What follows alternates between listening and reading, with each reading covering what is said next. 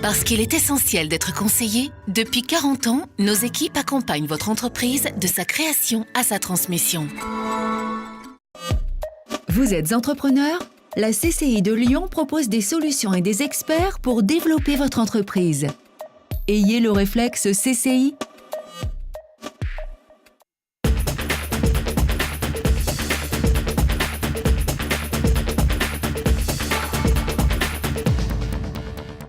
Bonjour, bienvenue dans Lyon Décideur. Il a choisi TLM pour faire sa rentrée. François Turcal, le président de la CGPME du Rhône et de Rhône-Alpes, est notre invité aujourd'hui. Au sommaire de ce magazine également, Apicil étend sa toile avec Scandia France et Luxembourg. L'agence France Locale s'installe à Lyon. Le vaccin contre la dengue franchit les dernières étapes de son lancement. EM Lyon chute dans le dernier classement du Financial Times. La sortie de la 42e édition du Lyon Gourmand. Et puis le nombre d'assujettis à l'ISF qui augmente de 6% dans le Rhône. Beau développement pour Apicil avec le rachat des activités de Scandia France et Luxembourg, une acquisition qui représente 2 300 millions d'euros d'encours gérés. Cela porte le total des encours gérés par Apicil à plus de 5 milliards d'euros. L'agence France Locale débarque à Lyon, née de la volonté des collectivités locales. Cette agence est un outil de financement des investissements locaux, complémentaire des partenaires bancaires classiques.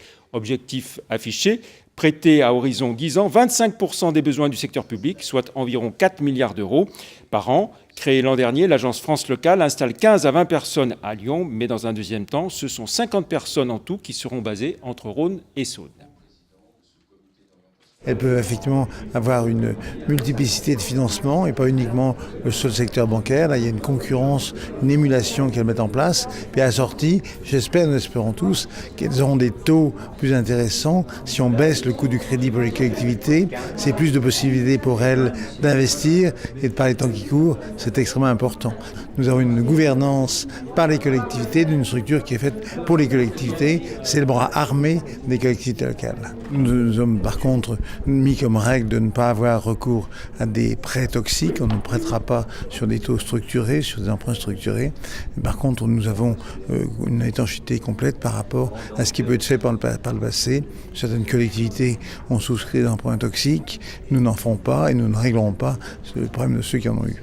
Il était urgent que nous puissions avoir une agence de financement des collectivités locales, comme il y en a par exemple dans la plupart des pays scandinaves qui depuis longtemps avaient monté ce type d'agence, qui quelquefois dans certains pays d'ailleurs financent l'intégralité des emprunts des collectivités locales. Lorsque vous pensez que cette agence de financement des collectivités locales va donc essayer de pouvoir prêter dans un premier temps 1 milliard d'euros, donc de pouvoir trouver sur les marchés financiers internationaux 1 milliard d'euros, on voit évidemment quels sont les volumes financiers qui sont en jeu. Santé, le projet de vaccin contre la dengue de Sanofi dans la dernière ligne droite. Il affiche 60% d'efficacité clinique dans sa dernière étape. L'aboutissement de 20 ans de développement pour ce vaccin essentiel. Quelques 350 millions d'euros ont été investis dans le site Sanofi de Neuville pour accueillir la future production de ce vaccin. Mauvaise nouvelle de rentrée pour EM Lyon. Le traditionnel classement des Masters en Management du Financial Times relègue EM Lyon à la 20e place au lieu de la 11e dans le précédent classement. De son côté, ESCP Europe passe du 2e au 7e rang. À noter à propos de EM Lyon que la prochaine édition du WEF, le World Entrepreneurship Forum, aura lieu du 19 au 22 octobre à Lyon. C'est un classique dans le paysage de la restauration lyonnaise. Le Lyon Gourmand vient de sortir pour sa 42e édition. Le guide présente 43 nouveautés et c'est Roger Jaloux de l'Espace Carnot et du Grand Café Lyonnais qui a les honneurs de ce guide, de Christian et Muriel Mur. Roger Jaloux, sacré chef de l'année, on l'écoute. C'est mes adresses à moi et je cherche chaque année. Cette année, il y a 43 nouveautés. Chaque année, des endroits qui sortent de l'ordinaire. Parce qu'à Lyon, les restaurants, c'est le dernier luxe.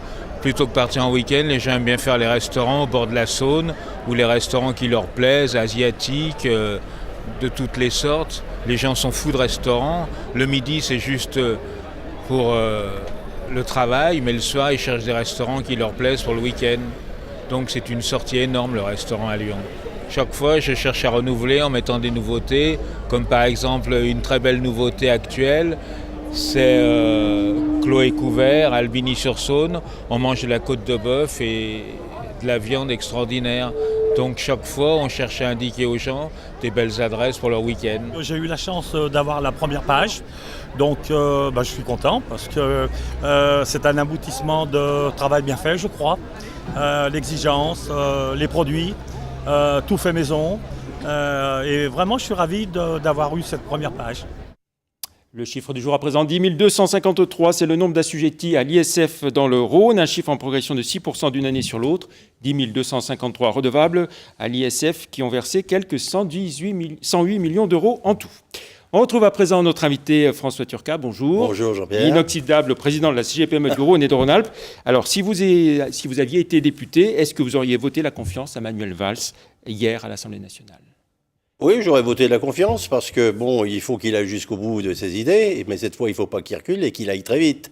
Alors, moi, si vous voulez, il faut bien reconnaître qu'il y a eu 2 ou 3 actions qui étaient intéressantes pour les PME. C'est bien sûr, sur les 12 milliards, on n'en a utilisé que 4,5, donc vous voyez un peu le retard, mais aujourd'hui, on ne peut pas aller plus loin dans la demande de responsabilité qu'il veut nous incomber, parce que pour nous, il faut déjà maintenir l'emploi. C'est déjà quelque chose de formidable. Et oui. Est-ce que vous êtes d'accord avec le Premier ministre quand il exhorte le MEDEF et son président, Pierre Gattaz, au dialogue social plutôt qu'aux déclarations fracassantes ? Le dialogue social, attendez, nous, les PME, on le pratique tous les jours. Hein. Donc, moi, le problème du MEDEF avec lequel nous sommes solidaires, bien entendu. Hein. Chacun a ses problèmes. Nous, le problème, c'est pas le dialogue social. Nous, le problème, c'est la baisse des charges, c'est les impôts sur les sociétés qui doivent baisser. Voilà, ça, c'est des vrais dialogues qu'on a tous les jours. Hein, mais le reste, c'est une discussion entre le gouvernement, les syndicats et le patronat, le grand patronat. Nous, le dialogue social, on l'a tous les jours. Et quand Pierre Gattaz dit qu'il faut en finir avec les 35 heures, il faut supprimer 2 jours de congés payés, 2 jours de fériés. Les 2 jours de congés payés, peu importe. Non, pour les jours fériés, oui. Mais bon, moi, c'est pas mon problème. Ça. Le problème, c'est effectivement, il faut augmenter les heures de travail. C'est-à-dire que moi, je suis pour une augmentation à 39 heures, parce qu'il va falloir travailler toute sa vie, hein, aujourd'hui. Au moins jusqu'à 67 ans, donc il ne faut pas se voiler la face. Donc là, effectivement, je suis pour rayer ces 35 heures et les mettre à 39 heures. Ça, c'est exact. Quand François Hollande dit pacte de responsabilité, mais aussi pacte de solidarité, vous êtes d'accord Alors, pacte de solidarité, non, je ne suis pas d'accord, parce qu'on ne décrète pas, Jean-Pierre, on ne peut pas décréter l'emploi. Moi, je dis, oui, essayons de faire avec nous. Maintenant, on maintient l'emploi. Si, effectivement, le pacte de responsabilité est mis en place, et ça, rapidement, oui, d'accord, on jouera le jeu. Mais pour l'instant, on ne voit rien venir. Les ordonnances n'ont pas été prises sur les 24 heures obligatoires, sur la pénibilité, etc. Donc on ne voit rien. Tout ce qu'on a entendu jusqu'à maintenant, vous m'excuserez, mais je vais être très franc avec vous, Jean-Pierre, c'est du flan. D'accord. Vous dites depuis l'annonce du 14 janvier, la précédente conférence de presse du président de la République, on n'a rien vu venir. Non, on n'a rien vu venir. Et même après ce débat politique formidable, je peux vous garantir qu'aujourd'hui, j'attends. Tous les chefs d'entreprise que nous sommes, nous, les petites et les moyennes entreprises, on attend des résultats tangents immédiats. On ne peut pas se contenter de paroles, c'est fini. Et on va vite, parce que tout ce qui est mis engrangé aujourd'hui dans les paroles, c'est-à-dire que ça va en 2016 ou en 2017. Alors, faut pas nous prendre pour des fous. Faut pas nous prendre. Rien, simplement, on demande la modification du code de travail. Comment il y a une loi? Est-ce que vous savez, Jean-Pierre, qu'il y a eu 120 pages de plus en 2 ans? C'est-à-dire une loi de plus par semaine. Comment voulez-vous qu'on puisse avoir une visibilité, une stabilité dans l'emploi et dans le travail? C'est pas possible. Alors, qu'ils nous fassent confiance et nous, on leur montrera ce qu'on est capable de faire. Il y a un discours nouveau quand même du côté du Premier ministre en faveur des entreprises. Oui, c'est positif parce que c'est plus idéologique, là c'est stratégique. Donc il ne peut pas faire autrement, il le sait très bien. On ne peut pas donner du social si on ne crée pas de richesse. Donc il n'y a aucun problème. Il faut d'abord qu'on gagne de l'argent pour pouvoir distribuer socialement. Donc vous dites chiche? Moi je dis chiche et je propose aussi un autre contrat, un contrat de confiance, un nouveau contrat de travail, un contrat de croissance qui permettrait de prendre en CDI pendant 3 ans des personnes. Si on maintient notre chiffre d'affaires ou si on l'augmente, bien entendu, on peut garder ses employés. Si on perd, eh ben, on doit pouvoir les licencier, ce qui est tout à fait logique. Est-ce que vous estimez qu'il faut lâcher du lest du côté de Bruxelles, de l'Europe, sur la question des déficits publics, compte tenu de la crise? Moi, je ne sais pas si Bruxelles doit rentrer dans le jeu ou pas. Moi, ce qui me concerne, nous, c'est très pragmatique, Jean-Pierre. C'est tous les jours, au quotidien, on a des problèmes. On essaye de les résoudre et d'essayer d'aider. Il faut être solidaire entre nous, d'abord. Les lois de Bruxelles, on les combattra en temps et en heure. Mais pour l'instant, nous, c'est qu'on doit être solidaires. Toutes ces PME, tout ce rassemblement vraiment de ceux qui font la force de ce pays, l'emploi de ce pays, doivent se rassembler pour être forts vis-à-vis de ce gouvernement, imposer ses vues, parce qu'elles vont dans le bon sens. Des grands travaux européens, la relance Bien sûr, ça, il faut le faire. Il faut le faire, ça, je suis pour. Un mot sur la réforme des chambres de commerce et d'industrie et le projet d'une grande CCI métropolitaine qui est porté notamment par Emmanuel Imberton, le président de la CCI de Lyon. Vous y êtes favorable?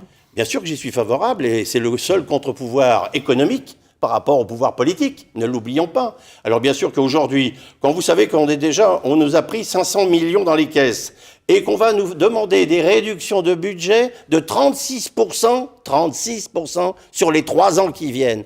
C'est-à-dire 12% par an. Si on ne se réunit pas, si on ne réunit pas nos compétences dans une métropole, et si on ne travaille pas... Une grande chambre de commerce qui regroupe Lyon, Saint-Étienne, Roanne, le Nord-Isère et Villefranche.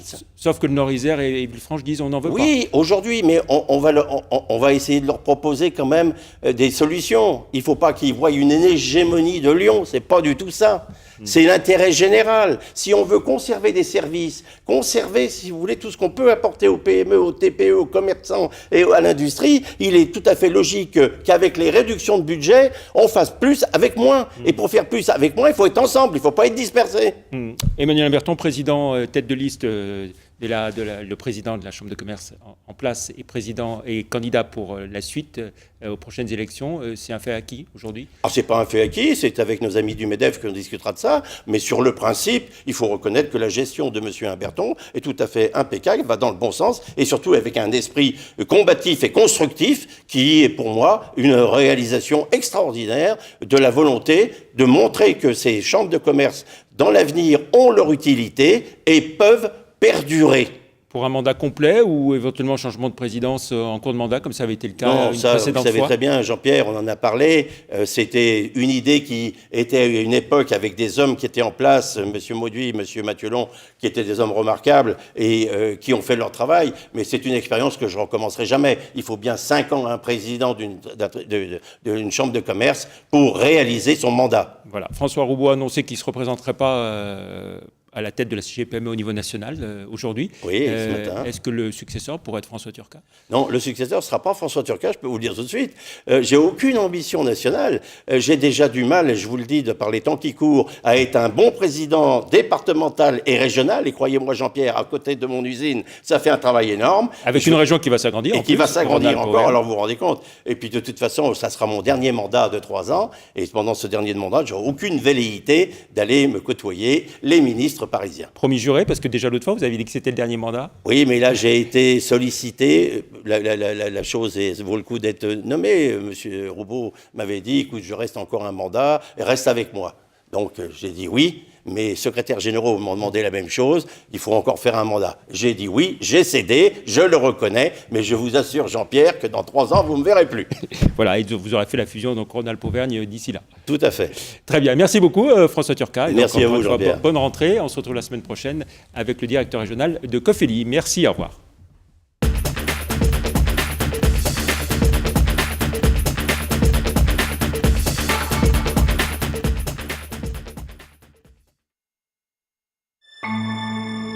Parce qu'il est essentiel d'être conseillé, depuis 40 ans, nos équipes accompagnent votre entreprise de sa création à sa transmission. Vous êtes entrepreneur? La CCI de Lyon propose des solutions et des experts pour développer votre entreprise. Ayez le réflexe CCI